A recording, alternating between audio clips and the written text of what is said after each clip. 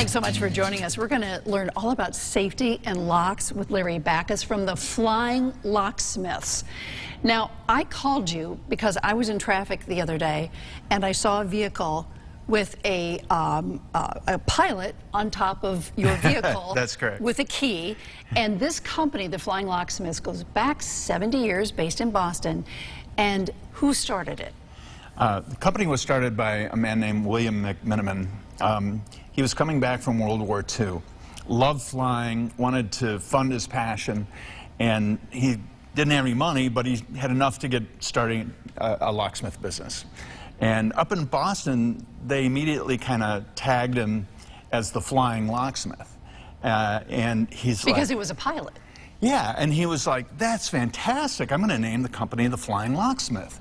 And he did, and now it's 3 generations later, and here we are. And the grandsons are running it. Very successful business, yeah. Larry, how did you get, because you didn't start out kind of in this business. No. Let's talk about the history and how you ended up having a franchise of the Flying Locksmiths. Sure. I'm a mechanical engineer by education, and I've done a lot of different things in corporate America and on my own and whatnot. And a few years ago, it was time for another adventure. Because you were sick of what you were doing? They were sick of me doing it. So, okay. But I thought about, well, I could go get another job, and I decided instead it would be more fun to reinvent myself again and do something different. So I started looking at all different kinds of businesses, and I never imagined I'd be a locksmith at the end of this investigation, but this company just kept rising to the top as I kept looking at it deeper and deeper and deeper. And so about 3 years ago, I bought a franchise. I own the entire southwest corner of Connecticut for the Flying Locksmiths, and that's when it all started. So I had to get up to speed in locksmithing very quickly. And how do you do that? How do you? Same way you do anything else. There's the internet and training and Google and YouTube and all of those things. Plus, I have 2 very experienced locksmiths. One with 25, one with 30 years of experience. So I rely heavily on them in the early days to help me understand it. But my mechanical engineering background aligns beautifully with locksmithing, because I can look at something and understand the design and what the engineer who designed it was thinking of, and that can usually help me solve those problems. You guys do mostly commercial work, but you do some residential. Yes, what absolutely. are the percentages? About 80% commercial and 20% residential. I do like the residential work. Some locksmiths don't like it, but I do like it. I like working with the homeowners and being able to help them out, and it's a very rewarding part of the business. But the commercial is where our bread and butter is, and we've got really new technologies. We have a saying, if it's on the door, we handle it. I love that. Does that go back 70 years? I'm not sure when that was exactly. Well, you've got the founder and then his son and now the grandsons. Correct. How many people do you employ? I have 3 full-time employees and about 4 part-time employees. Typically, who calls you? How do they find you, and what do they call you for? They can find me on the internet. We do a lot of internet advertising and marketing. That brings a lot of business to us. Homeowners generally use Home Advisor, although I've gotten a lot of commercial business from Home Advisor as well. We have a very good rating on Home Advisor. It's a 5-star rating. And so when somebody in a commercial application is looking for a locksmith, they often check and see who's got good ratings, and then they call me for an estimate. Well, I just love the name. All right, so how has safety in locksmithing changed through the years? Safety has always been very important in locksmithing. We have to make sure you're protected from the outside, but can always escape from the inside. There's some exceptions to that rule, and I won't get into those right now, but generally, you have a lock like this one. Everybody's seen a lock like this. It's just a knob. And is that commercial or residential? Could be both. This is mostly a commercial lock. It could be put in a residential application. But all of us know that. Right, it's an entry knob. You can lock it from this side. It's locked on this side, and then you can always get out by turning the inside knob. And this latch goes into a strike like this. So that's basically 150-year-old technology and how a lock works. You can always get out, and you can decide whether this is locked or not, and whether somebody can get in. And this technology goes back, would you say 150 years? 150 years, yeah. Okay, so it worked for that long, but then something else. Well, it still works, but now we want more convenience. We want to be able to control who's, especially in a commercial environment, who's going into what door and when. And if I am a commercial business and I've got a lot of employees or a lot of doors, and I'm a facility manager or a property manager, and I'm trying to manage those doors, and I'm giving out keys, all right, that's a problem, because a key can open this lock, and it can open it 24/7, and I can duplicate that key, and I can lose that key, and it can be stolen and all those things. So what we do is we offer businesses, you know, apartment complexes, you know, rental properties and that kind of thing, access control technology. What we do is we replace this strike, which is just a dumb piece of metal, with what's called an electric strike. There's a wire that you connect up to low voltage current, and this strike holds the latch in here until a controller like this one might be used to release this So there's no key involved anymore? There's no key involved. There'll be a reader outside the door, and you might have a fob or a card, but I prefer to try and move people's keys onto a cell phone.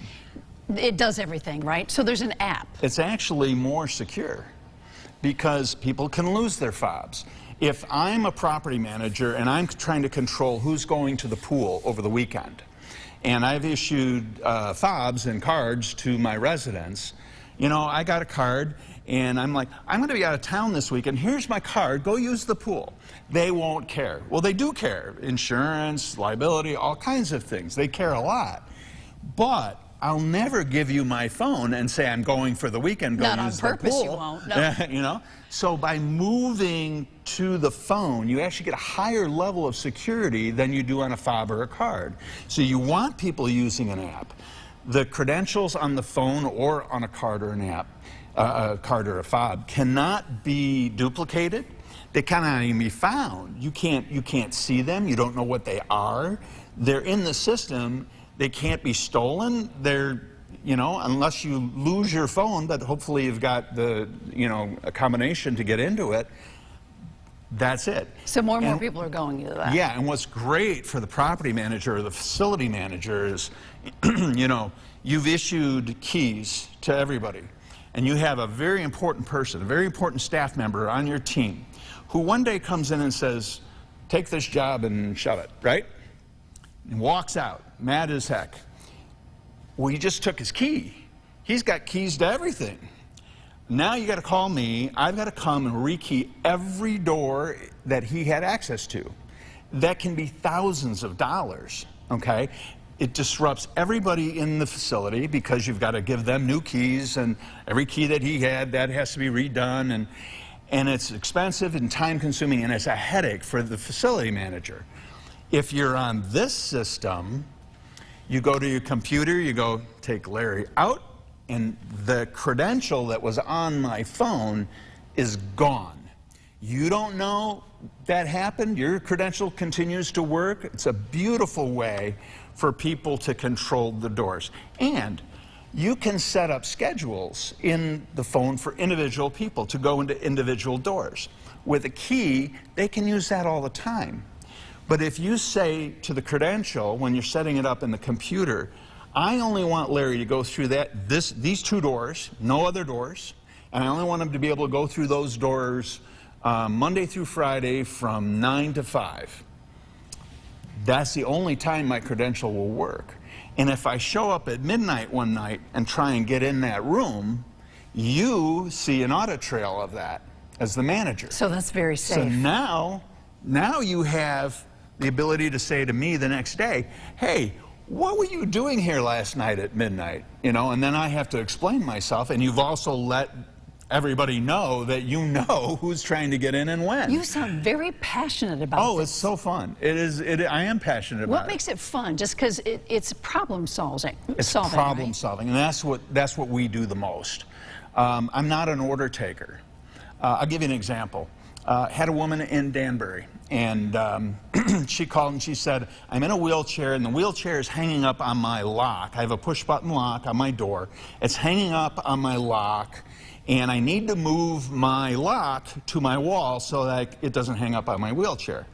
And I said, okay, we can do that. And I went out to Danbury just to give her an estimate. I walk in and she says, now you're the third guy here, and everybody else is charging thousands of dollars to do this. And I said, that's because it costs thousands of dollars to do what you're asking. But do me a favor, can you show me how the wheelchair is hanging up on the lock? And she said, yeah, and she had the joystick, right? Mm-hmm. She operates her wheelchair out into the hallway, and she puts the code in the lock and pushes the lock, and then she tries to maneuver her wheelchair through the door before it closes again.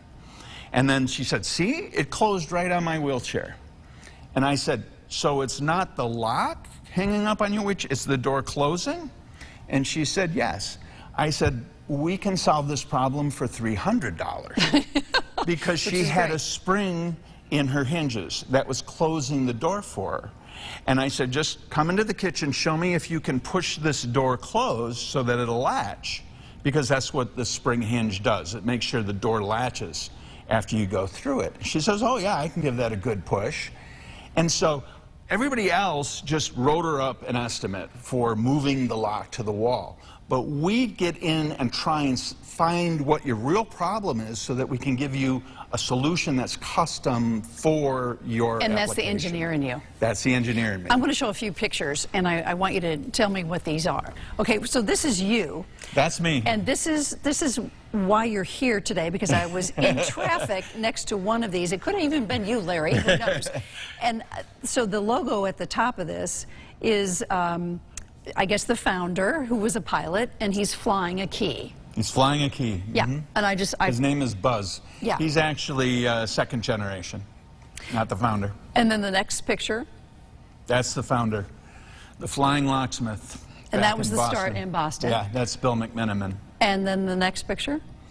Oh, that's one of the first storefronts that they had up in Boston as a Flying Locksmith. And look, a lighted key. Oh, yeah. I love that. All right, how many franchises are there all over the country? There's over 90 now. We're the largest locksmithing company in the nation. But I really like us to think differently about locksmithing, because I didn't get into this to be a locksmith. I got into this because of the technology that locksmithing was going towards. I like to call myself a physical security specialist, because that, I think, really embodies what we do. It's not just locks and keys. We do that part of it, but we do so much more than the tinkering with locks. We handle all the hardware on a door. We replace doors. We inspect and repair the automatic doors that have sensors, so when they see you come in, they open up. Or we can put an automatic door on a handicap ramp, at the top of a handicap ramp, so they can push a button, the door opens automatically, and they can go through. So we're doing so many different things in so many different areas. And no job's the same, right? No job's the same, and that's what's really interesting about this job, because it's changing constantly. In one day, you might see 8 different things that you never thought you'd see that day. What's the biggest job you've ever done so far? Oh, goodness. We put an access control system into a manufacturer, and he had 2 buildings. We did it in both buildings. We did a whole bunch of door repair work for him, brought his doors up to speed. It lasted about 3 weeks, that job. Oh, wow. Yeah. What's the strangest call you've ever gotten? And you've only been at this 3 years, right? But yeah. Just thinking, whoa, I never thought about that. That's odd. We had a woman walk into our offices. We don't have a storefront anymore. We're a mobile business. Okay. So we come to you. But occasionally people will come in thinking that we're a storefront and we're an office. And we had a young woman walked into our office, and she was distraught. She was upset. And we said, well, what's the problem? And she said, my landlord is telling me I have to replace my door. Okay. And that made her distraught. Okay. Yeah, because she had gotten some estimates for that. I see. And we suggested that first she review her lease, and maybe the landlord should be replacing her door. And she said, no, I have to do it. I know I have to do that. And I said, okay, well, we can replace your door. We do that all the time. But let's go take a look at your door to see what's wrong with it. And her door was damaged, but it wasn't damaged to the point where it needed to be replaced. And so for $350, we made her door whole again, and she didn't have to spend the money to replace her door. You're all about the doors a lot. If it's on a door, we handle it. That's correct. That makes sense to me. So is this the final job that you're going to have? You're going to just live out your life doing what you do? Yes, I hope so. Because you're jazzed by this. Yeah, absolutely. And do you have enough folks working for you, or do you want to hire more? Oh, we're always looking for locksmiths. Locksmiths are hard to come by. And how do you train to be a locksmith? Well, I hired, in April, I hired a former Air Force mechanic. Wow. And I've been riding around with him for, well, 3-4 months now, and he is almost ready to not go on every job, but to start going out on jobs on his own and handling some of the more basic locksmithing functions. And then we expose him, you know, when we get it. He's actually had a lot of exposure to access control. We've done a lot of that during his training. But he's also done door installs, and he gets exposed to all of these things as we go, because we never know what every day is going to bring. Sure. So it's an adventure every day. What's the future? We're going to open doors with our eyes. I mean, where's the future going? How is Well, this? you can certainly do those things now. I mean, we have technology that opens, you know, doors with your thumbprint, with your eye. That all exists. It's going to become more seamless, you know, so there may not be you know, large clunky things on the door. It may be hidden and more automated, but it's definitely changing. I think there'll always be a lock and a key. Right now, when we do access control, we put there's always a lock and a key on the system, no matter what system we put in, because you know, if things fail, you forget to change the batteries or whatever, power outage, hurricane hits, you can always go back to the key. But the difference is, if you're the owner of that small business or that medium-sized business, you're the only one that has that key, right? And it's now under control, rather than having, you know, keys out to every person that needs to have keys to get into the building. So you've got a lot more control, a lot higher level of security, and a lot more peace of mind from you know, access control. I've learned more about locks in these few moments that we've spent together because people don't really think about it. I guess you take it for granted that, oh, there's a door and there's a lock and whatever. But there's a whole world. People don't think about it. A lot of people think, oh, you know, I can go get a lock at Home Depot, and you sure can. And then they attempt to put it on, and we've had some of those too, where the lock was installed backwards. That would be me. They locked themselves in. You know, and we're happy to come out and install your locks if you bought them at a Home Depot. We have no problem with that whatsoever. But they're a lot more complicated than people realize, and they just assume, well, it's a lock, how hard can it be? And it can be very hard, depending on what you're trying to do and what problem you're trying to solve. So you're in southwestern Connecticut, but you go statewide if you need to. There is another franchise in the Hartford area, so I don't go up there too often. They've got their territory. They have their territory. I've gone to Waterford and New London. It's a little extra service call fee, because it's a long way to get there. It is what it is, Larry. Larry Backus, thank you so much for coming on from the Flying Locksmith. Well, thank you very much for appreciate it. having me. You betcha.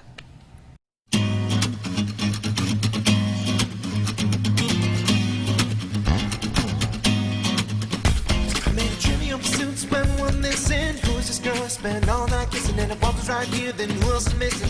Got a little sidetracked if I'm as a wishing to find the keys to the door, but it's also a metaphor. Things keep locked in the grocery store, but mine just the same time. Skip right ahead to the last ride.